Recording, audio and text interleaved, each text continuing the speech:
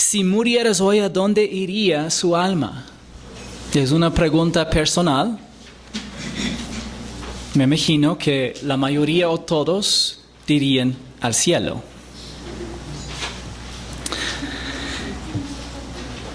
La segunda pregunta es, si llegarías a las puertas del cielo y Dios te preguntara, ¿por qué debo dejarte entrar?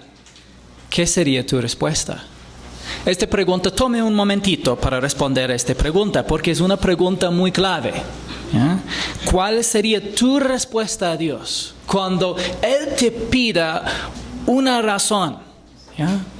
¿Cuál es la razón que Él debería dejarte entrar en el cielo? ¿Ya? Tu respuesta es personal. ¿Ya? Y llénalo nomás. Hay muchas diferentes respuestas de los hombres, pero no vamos a conversar acerca de las respuestas posibles en este momento. 3. ¿Estás seguro o tienes un poco de duda? Y por favor, sea honesto contigo mismo. Tal vez si no quieres que tu hermano o hermana vea tu respuesta, cubre la respuesta y encierre. Si tienes duda o estás seguro o cierto. ¿Ya? Ahora, del 1 al 100, ¿qué certeza tienes de ir al cielo cuando mueras? Tal vez tú tienes 0%, o 25%, o 50%, 75%, o 100%. La mayoría de la gente en el mundo tiene solamente 50%. ¿Ya? Pero no sé cuánto por ciento tenga usted. Ahora, el propósito de los primeros 4 preguntas es para que tú puedas reflexionarte acerca de tu fe, tu confianza, tu destino, ¿ya? Y cuál es la base de esta confianza o duda que tienes. Pero ahora leamos juntos Juan 3:16. Porque de tal manera amó Dios al mundo, que dio a su Hijo unigénito, para que todo aquel que cree en Él no se pierda, sino que tenga vida eterna. ¿Ya? Ahora, según Juan 3:16, ¿quién amó al mundo? Dios. ¿Ya? Es una pregunta muy simple, yo sé. Es importante que nosotros recordemos que fue Dios quien creó a todo el universo. ¿Ya? Todas las cosas visibles e invisibles, como dijo el apóstol Pablo en Colosenses 1:16. Porque en Él juntos conmigo, fueron creadas todas las cosas, tanto los que están como en la tierra, visibles e invisibles, sean tronos o dominios o poderes o autoridades. Todo ha sido creado por medio de Él y para Él. ¿Ya? La razón que estoy pidiendo que tú también leas conmigo es porque cuando compartimos el mensaje del Evangelio con las personas, nosotros deseamos también que ellos mismos lean los versículos. Entonces, esta es la razón que todos juntos estamos leyendo los versículos. Ahora, Dios creó a todo el universo y al mundo, y en el mundo vivimos nosotros. Entonces, en Juan 3:16 ilustrado tenemos una ilustración, un dibujo que demuestra quién es y cómo es Dios, quién es el hombre, qué es su estado espiritual y cuál es su problema. Entonces, aquí vemos el mundo y nosotros en el mundo, la creación de Dios. Ahora, para saber algo de Dios, un buen lugar para comenzar es su santidad.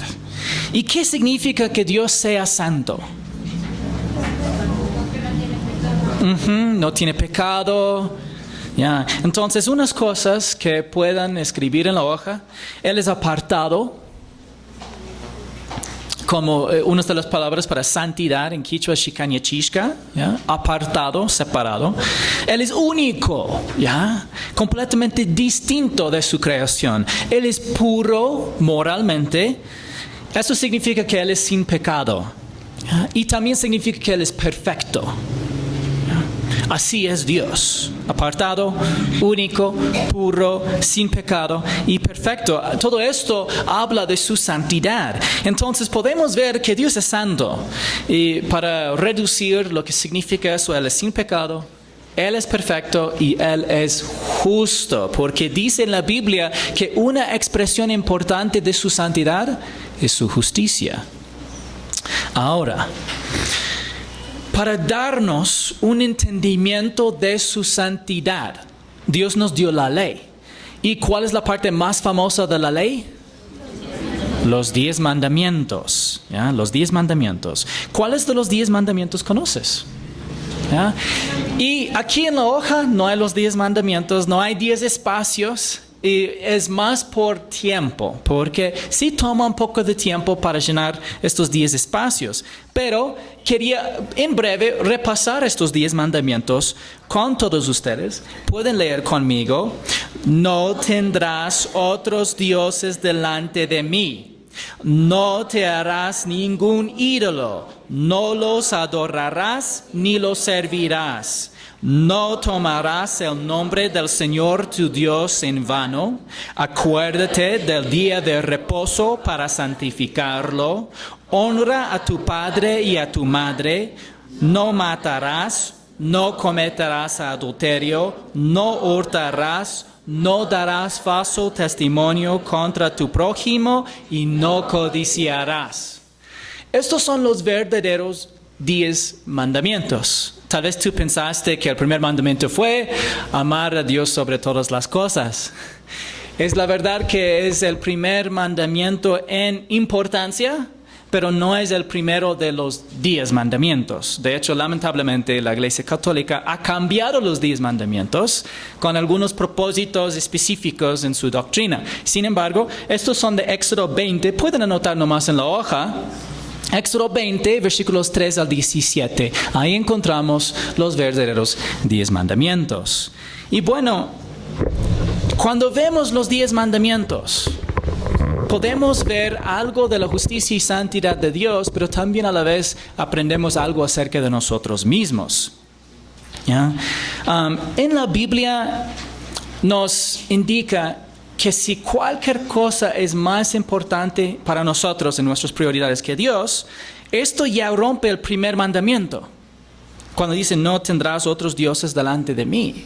Realmente, si valoramos o priorizamos cualquier cosa antes que Dios, hemos quebrantado este mandamiento.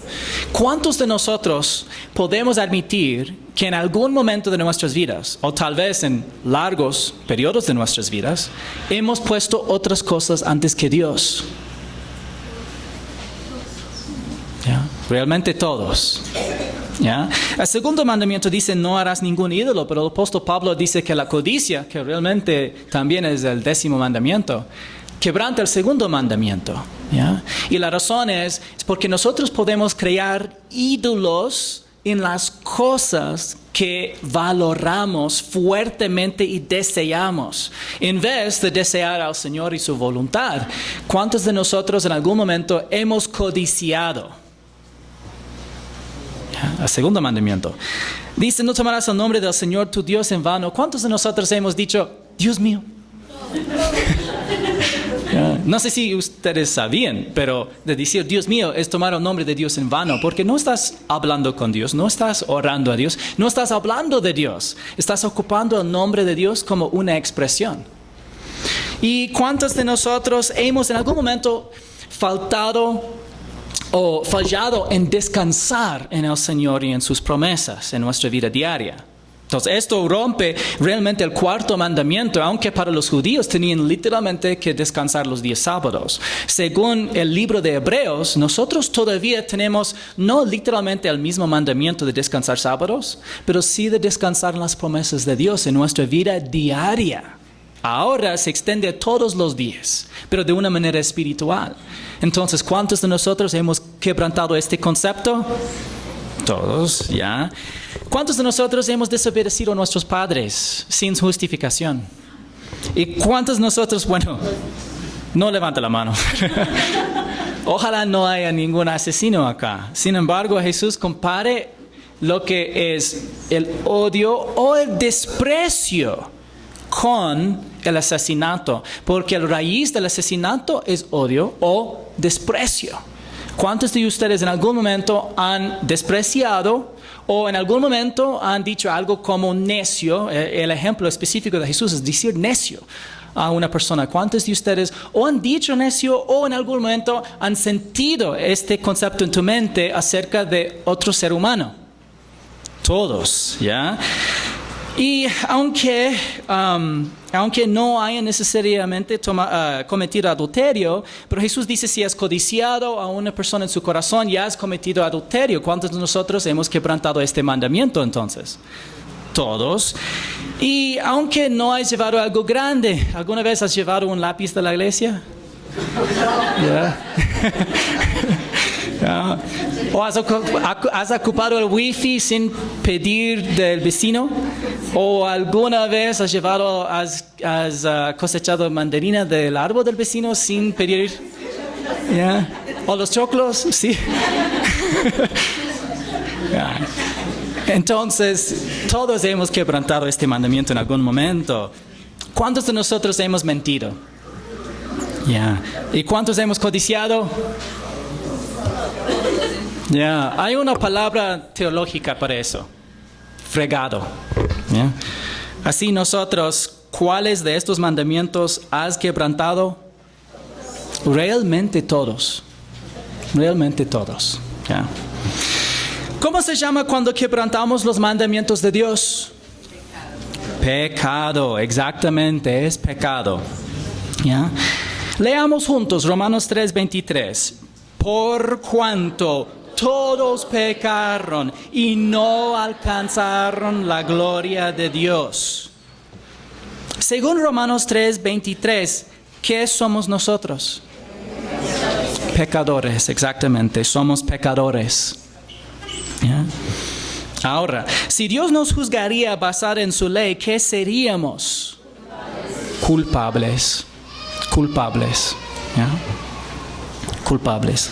Ahora, leemos juntos Romanos 6:23. Porque la paga del pecado es muerte, pero la dádiva de Dios es vida eterna en Cristo Jesús, Señor nuestro.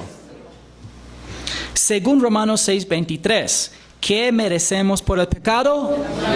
La muerte. La muerte.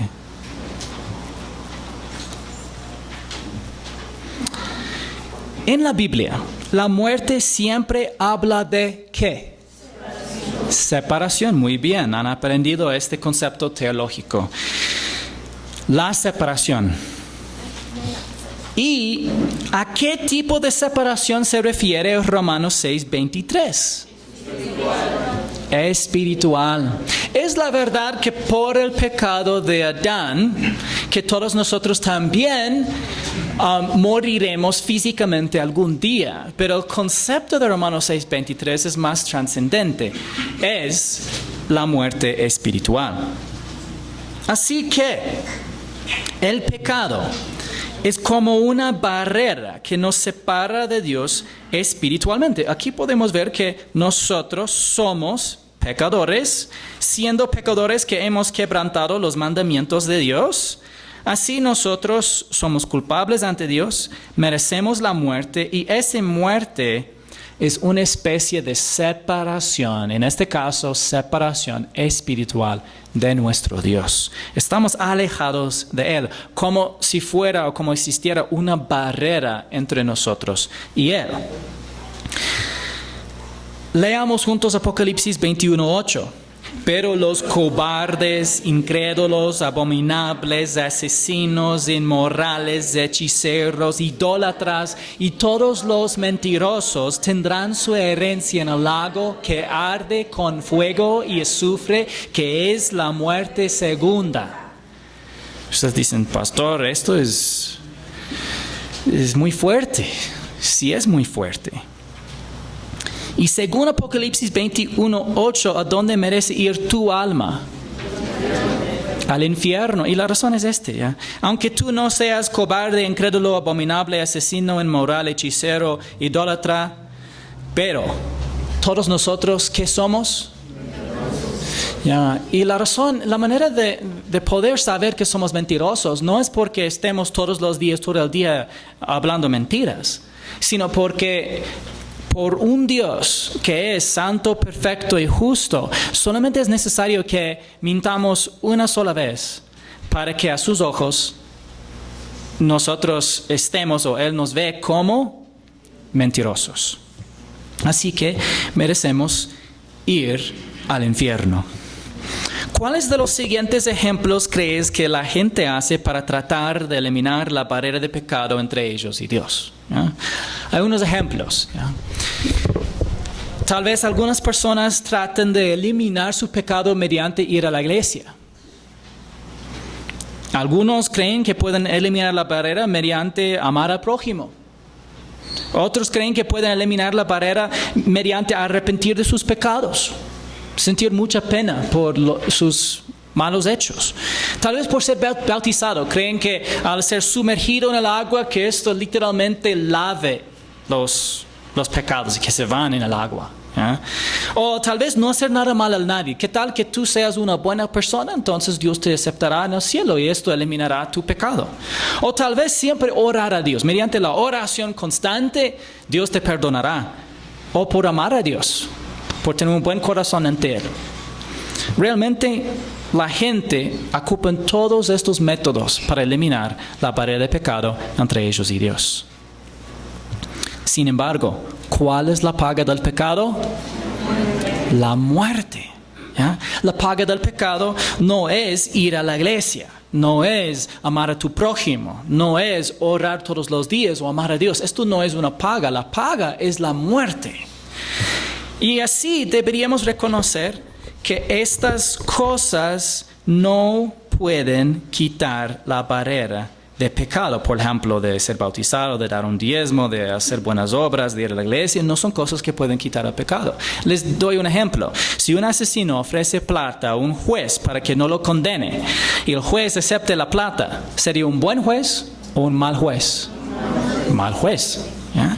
Asimismo, si Dios aceptara nuestras buenas obras a cambio de nuestros pecados, en lugar de exigir la paga del pecado que es la muerte, Dios sería injusto, sería un mal juez.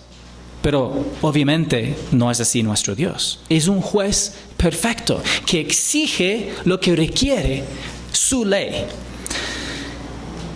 Ahora, a pesar de nuestro pecado, ¿qué actitud tenía Dios hacia el mundo? Amor, amor. Dios todavía tuvo una actitud de amor, una disposición de amor hacia el mundo, porque Dios es amor. Y eso es lo que debería ser sorprendente para nosotros. Primeramente, ya vemos que nosotros no podemos salvarnos a nosotros mismos, que nosotros estamos desesperadamente pecaminosos, pero Dios nos ama. Leamos otra vez Juan 3:16. Porque de tal manera amó Dios al mundo que dio a su Hijo unigénito para que todo aquel que cree en Él no se pierda, sino que tenga vida eterna. Según Juan 3:16, ¿cómo demostró Dios su amor? Dio a su Hijo unigénito. Dio a su Hijo unigénito. Wow, y de verdad creo que nos durará la eternidad para entender y nunca entenderemos toda la profundidad del amor de Dios. Es tan profundo, es literalmente infinito. Entonces vamos a estar conociendo de su amor para toda la eternidad y alabándolo por su gran amor. ¿Quién es el Hijo unigénito? Jesucristo. Amén.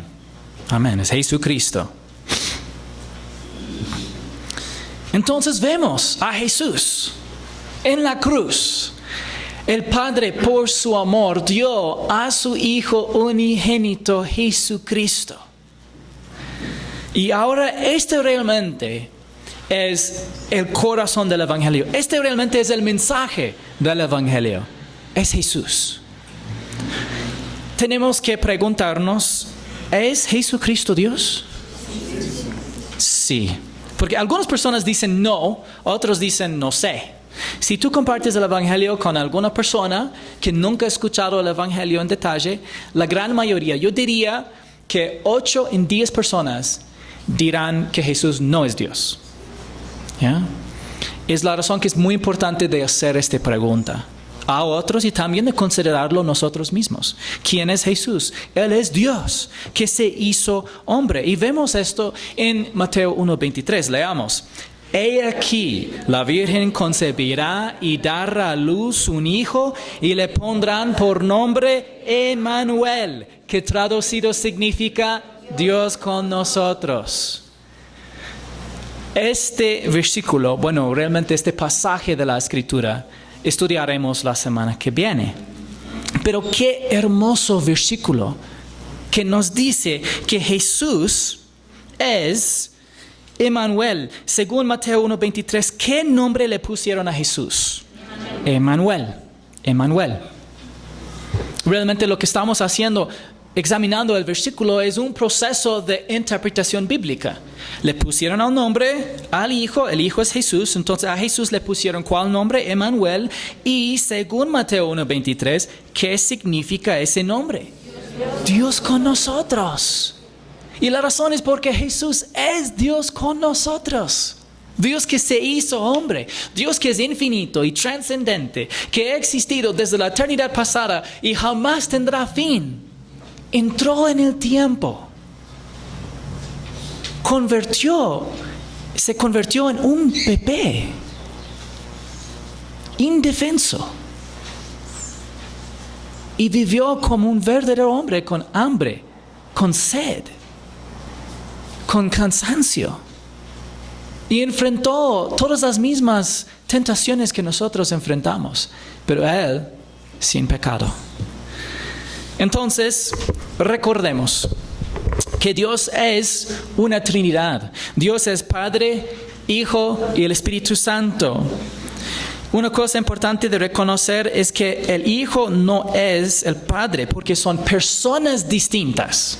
Son 3 personas, un solo Dios. ¿Ya? A veces, para simplificar el caso, algunos dicen es una sola persona. No, hermanos, no es una sola persona. Son 3 personas distintas, pero un solo verdadero Dios, porque el Padre es Yahweh Dios, el Hijo es Yahweh o Jehová Dios, el Espíritu Santo es Yahweh Jehová Dios, pero el Hijo no es el Espíritu no es el Padre, el Hijo no es el Padre tampoco. Son distintos, pero un solo verdadero Dios. Tú dices, esto me duele la cabeza. ¿No? La razón es Dios es infinito. Dios no es humano. Porque a veces queremos dar alguna explicación para que entendamos un ser que es tan diferente que nosotros. Dios es tan similar a nosotros, pero también tan diferente. Y la razón es porque es Dios. Yeah. Es Dios, es único. Siendo Dios, ¿Jesús tenía pecados? No. Absolutamente no. Y vemos, sí, así, Él es verdadero Dios, es el santo, sin pecado, justo y perfecto. Jesús no tuvo pecados. Entonces, ¿por qué murió Jesús? Por nuestros pecados. Absolutamente. Por nuestros pecados murió Jesús. Y para entender este concepto, leamos Romanos 5:8.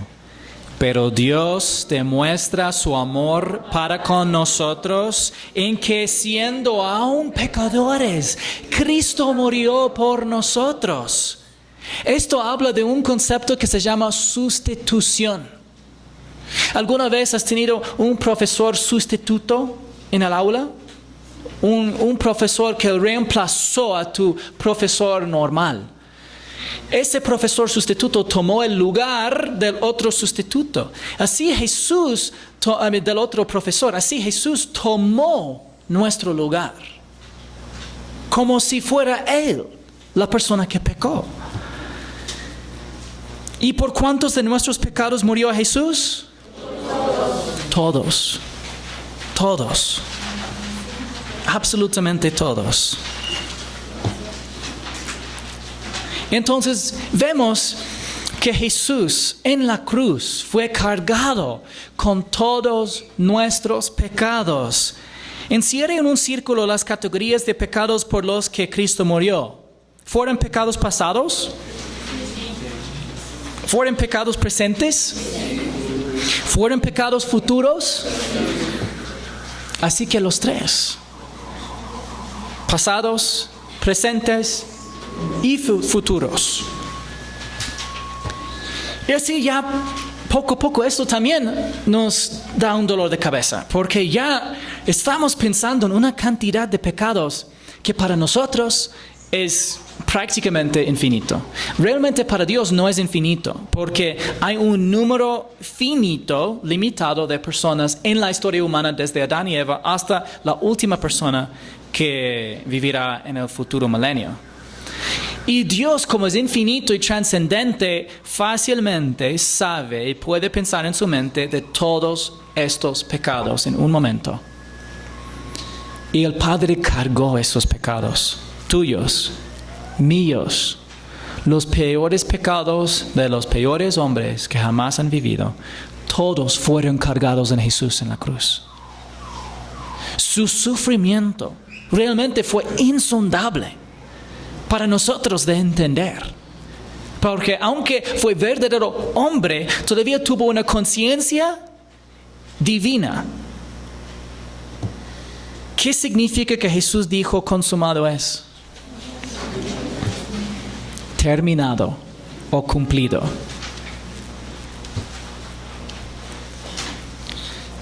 Ustedes saben que antes yo puse la definición de consumado es pagado por completo. Es una definición muy común, pero no es literalmente precisamente lo que significa la palabra en griego. Es un poco difícil para explicar, pero es la verdad que la conclusión de la palabra es que fue pagada por completo, pero su significado es terminado o cumplido.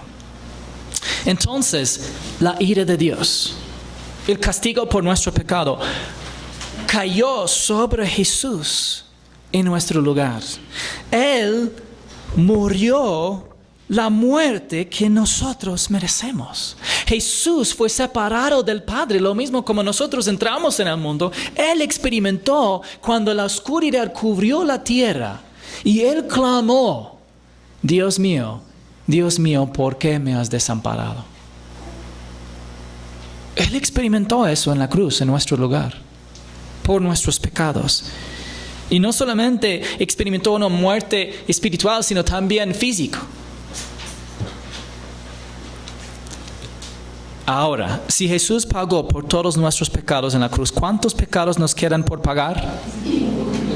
Ninguno. Qué hermosa verdad. Ninguno. Cuando yo pregunto a los jóvenes esta pregunta, generalmente ellos dicen, muchos. Porque a pesar de indicar que Jesús murió por todos nuestros pecados, pasados, presentes y futuros, ellos todavía están pensando que Jesús hizo algo, pero todavía a ellos les toca pagar. Es prácticamente casi como para decir que Jesús ha compartido la cuenta, como saben decir. ¿Yeah? Compartimos la cuenta. Yo pagaré la mitad, tú pagues la mitad. No. Hermanos, porque la muerte es separación de Dios. Para nosotros pagar, tendríamos que quedarnos eternamente separados de Él en el lago de fuego. Es la razón que Él tuvo que morir, porque nosotros no podemos pagar para nuestros pecados. Él lo pagó para salvarnos y Él lo pagó todo, absolutamente todo. ¿Y qué pasó al tercer día? Resucitó, victorioso. No se quedó en la tumba. Tenemos un Salvador vivo. Y entonces Él resucitó al tercer día. Este pasaje es un poco largo, yo lo leeré. ¿Ya? Aquí dice, entonces los otros discípulos le decían, hemos visto al Señor. Pero él, estamos hablando de Tomás, les dijo, si no veo en sus manos la señal de los clavos y meto el dedo en el lugar de los clavos y pongo la mano en su costado, no creeré. Tomás no quiso creer que Jesús había resucitado. 8 días después, sus discípulos estaban otra vez dentro y Tomás con ellos. Estando las puertas cerradas, Jesús vino y se puso en medio de ellos y dijo, paz a ustedes. Luego dijo a Tomás, acerca aquí tu dedo y mira mis manos. Extiende aquí tu mano y métela en mi costado. Y no seas incrédulo, sino creyente. Y aquí vemos la respuesta de Tomás. Señor mío y Dios mío, le dijo Tomás. Ustedes dicen, pastor, ¿por qué es eso tan significativo? O tan importante. Ahora, según Juan 20:28, ¿qué probó Jesús a través de su resurrección? Él es Señor y Dios. Para Tomás, la resurrección fue una evidencia indudable de que Jesús es Señor y Dios. Y por esto exclamó, Señor mío y Dios mío. Él no estaba tomando el nombre de Dios en vano, por si acaso, como algunos dicen. Él estaba alabando a Dios. Él estaba diciendo, tú eres mi Señor, tú eres mi Dios. Y tú eres resucitado. Él es a la vez hombre resucitado, pero Él es también verdadero, 100% Dios. Con base en su conocimiento ahora, que hemos visto realmente la gloria del mensaje del Evangelio que nos demuestra el corazón de Dios. Ahora, con base en su conocimiento, ¿cómo describirías la salvación? ¿Es un regalo gratuito o es una recompensa por obras? Es un regalo gratuito. Amén, absolutamente. ¿Ya? Leamos juntos. Porque por gracia ustedes han sido salvados por medio de la fe. Y esto no procede de ustedes, sino que es don de Dios. No por obras para que nadie se gloríe. Según Efesios 2, versículos 8 y 9, ¿por qué somos salvos? Hay dos cosas. Uno es por gracia. Hermanos, no deberíamos cambiar el orden. ¿Ya? No es que somos salvos primero por fe. Somos salvos por gracia. Y solamente fe es el método de apropiar esa gracia. Y dos, es por medio de la fe. ¿Ya? Es por gracia y por fe. Es realmente por gracia y solamente recibida por medio de la fe. ¿Qué es la gracia? Favor inmerecido. Han aprendido bien, hermanos. Es favor inmerecido. Así es la gracia. Es algo que no podemos merecer. Es algo que no podemos ganar. Es solamente algo que podemos recibir. Ahora, según Efesios 2, no 3, 8 y 9, ¿quién y qué no nos salvan? No procede de ustedes y no es por obras. Hermanos, es una distinción bastante importante. Porque no podemos confiar en Jesús y en nosotros a la vez. Así que Dios por su amor dio a su Hijo unigénito, Jesucristo. Y nosotros podemos recibir la vida eterna como un regalo gratuito, la salvación como un regalo gratuito solamente mediante la fe en Jesucristo. Leamos otra vez Juan 3:16.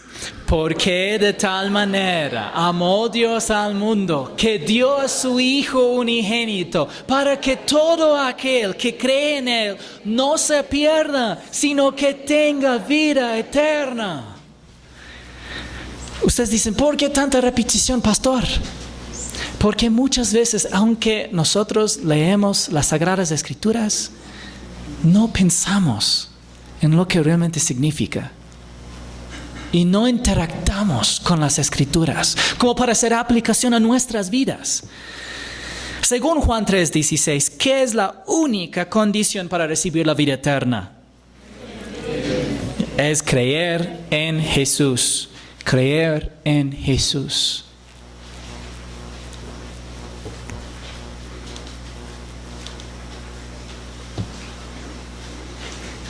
Esta es la respuesta correcta al mensaje del Evangelio. No es, qué bueno, Jesús murió en la cruz por nuestros pecados. Y ahora, para recibir la salvación, ¿me toca también pagar? Por mis obras, por mis esfuerzos, por mi fidelidad, ¿puedo alcanzar ese regalo que Él lo compró? Si nosotros hubiéramos podido alcanzar la salvación o la vida eterna mediante las buenas obras, Jesús nunca habría muerto en la cruz por nuestros pecados. ¿Qué son algunos sinónimos de la palabra creer? Tener fe o confiar. Tener fe o confiar. Porque la fe no solamente es de decir, yo reconozco quién es Jesús y qué hizo. Es confiar en quién es y su obra terminada, suficiente en la cruz. Así es la fe, es confiar, es depender en, es reposar en, es tener fe en Jesús. Leamos 1 Juan 5:13. Estas cosas les he escrito a ustedes que creen en el nombre del Hijo de Dios, para que sepan que tienen vida eterna. Así que según 1 Juan 5:13, ¿Dios quiere que estemos seguros de que tenemos la vida eterna? Sí, porque algunos dicen, Dios sabrá. Si mueres, ¿sabes dónde iría tu alma? Dios sabrá. Así saben decir, ¿no es cierto? ¿No han escuchado eso? Muchas veces me han dicho así. Dios decide. Otra persona dijo, Dios decide, ¿ya? Por supuesto, Dios decide. Pero la pregunta es si tú realmente conoces a Dios. Porque si no conoces a Dios, Dios ya ha dicho en la palabra lo que decidió. Esa es la razón que Dios quiere que sepamos. Porque Dios ya explicó en su palabra. Dios ya dijo que decidió. Él decidió salvar a todos los que creen.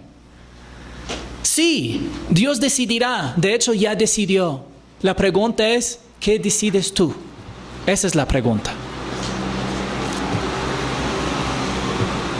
¿Cómo podemos estar seguros de que tenemos la vida eterna?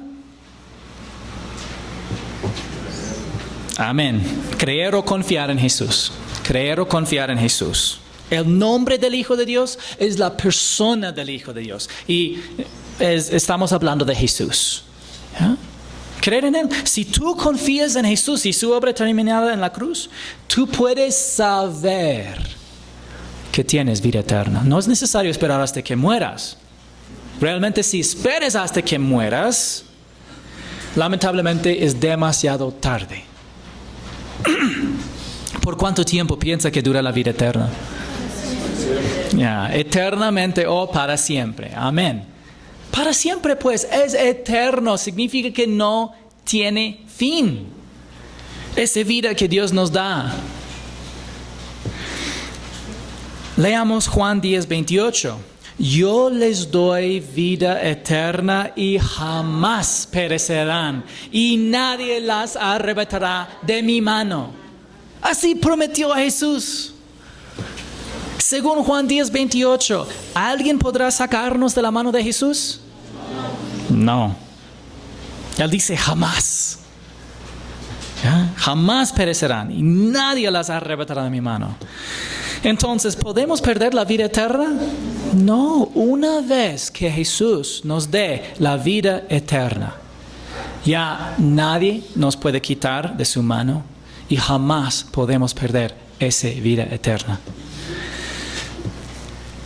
Leamos Juan 5:24.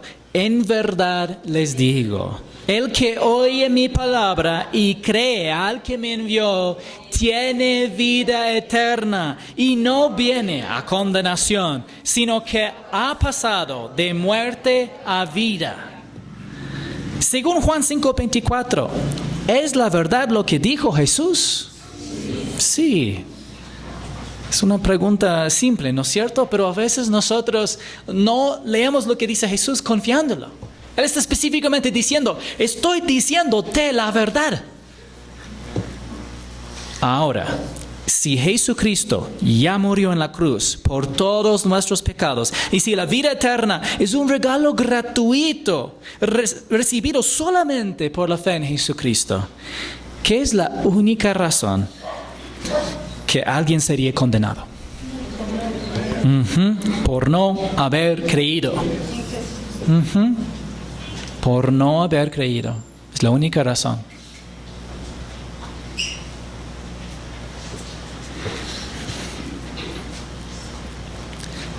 Leamos Juan 3:18.